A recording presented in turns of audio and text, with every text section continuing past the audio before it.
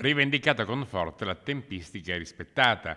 Parliamo di Milano Cortina 2026, di un'Olimpiadi invernale che senza la pista da bob avrebbe voluto dire non avere i giochi a Cortina.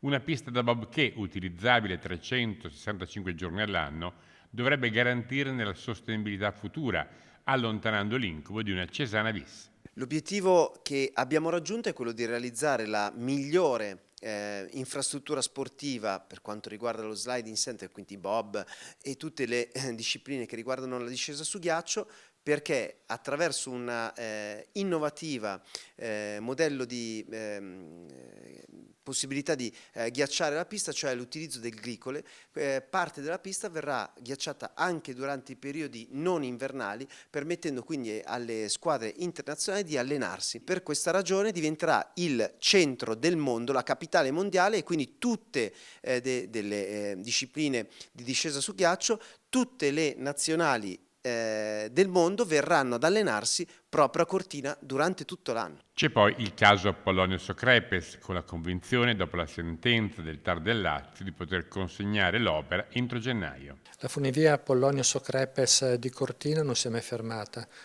I lavori sono proseguiti, non mi ha stupito la sentenza del TAR Lazio pubblicata ieri, tant'è che non ho mai fermato la produzione. È un progetto complesso che permetterà poi a Cortina di diventare car free. Chi vorrà andare a sciare dovrà lasciare la macchina sotto in paese e potrà utilizzare soltanto il mezzo pubblico per salire sulle piste, e stiamo lavorando per consegnare tutto per la fine del mese di gennaio. Considerato archiviato il tempo degli scetticismi e delle polemiche, si vive ora abbastanza serenamente il countdown. Le Olimpiadi saranno belle, punto. Ringrazio Antenna 3 per il lavoro che sta facendo e farà per dare ancora più lustro, perché questo è il nostro obiettivo.